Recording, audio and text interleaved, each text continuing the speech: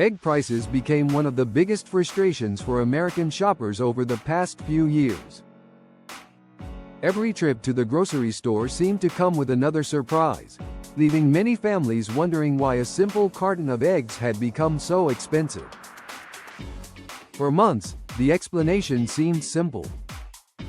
Bird flu reduced the number of laying hens, inflation increased production costs, and supply shortages pushed prices higher. Those factors were real. But now, the U.S. Department of Justice says there may have been another factor hiding behind the scenes. According to the DOJ, several major egg producers may have influenced a key pricing benchmark that helps determine egg prices across the country. If those allegations are true, the cost of eggs may have been affected by more than just supply and demand. It's important to remember that this is a civil antitrust case, not a criminal conviction. No court has ruled that the companies broke the law, and each company denies the allegations. Cal-Maine Foods says the claims are baseless and that its business practices were legal. Hickman's current owner says the alleged conduct happened before it bought the company, while others point to bird flu as the primary reason prices increased. So what exactly is the government claiming? The case centers on a pricing benchmark used throughout the egg industry. Many wholesalers, grocery stores, restaurants, and distributors rely on this benchmark when buying and selling eggs. Think of it as a reference price. If that reference moves higher, it can influence prices across a large part of the market. The DOJ alleges that some companies submitted bids that made demand appear stronger than it really was. According to the complaint, some bids were placed shortly before benchmark prices were published, some were unusually high, and others were allegedly canceled after attracting sellers. The government argues these actions may have helped push the benchmark higher, which could eventually affect wholesale and retail egg prices. Imagine if home values were based partly on offers that buyers never intended to complete. Even without actual sales, those offers could make a neighborhood appear more valuable than it really is.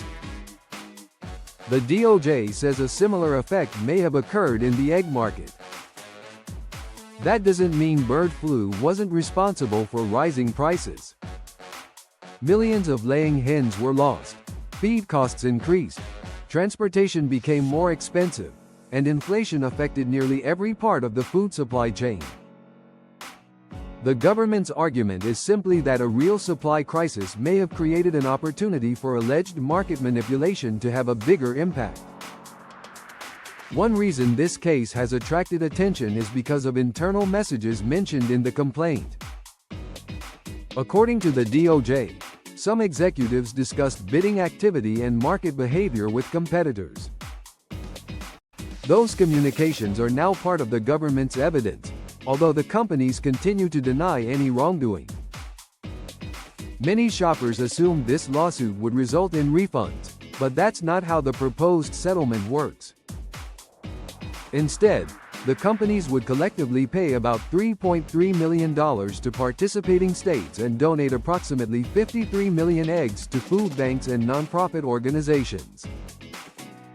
While those donations may help families facing food insecurity, they won't reimburse consumers who paid higher prices at the grocery store. The settlement also includes proposed changes aimed at preventing similar concerns in the future. The companies would face tighter restrictions on certain communications related to bidding and pricing while strengthening their antitrust compliance programs. Supporters believe these changes could improve transparency, while critics argue the financial penalties are too small compared to the profits earned during the period of record-high egg prices. No matter where you stand, this case highlights something most consumers rarely think about. The price of everyday products isn't determined by one single factor.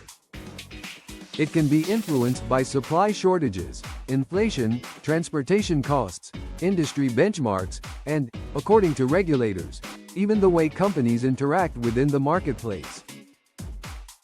The proposed settlement still requires court approval, so the legal process isn't over. Until then, these remain allegations rather than proven facts. Still, the case offers a valuable reminder that the price you see on a grocery shelf often reflects far more than simple supply and demand. As regulators continue reviewing the case, it may also lead to closer scrutiny of pricing systems used in other industries, making this story much bigger than eggs alone. If you found this video helpful, don't forget to like, subscribe, and turn on notifications for more updates that help you make sense of the stories affecting your wallet. Share your thoughts in the comments below, and if you think others should know about this case, be sure to share this video with them.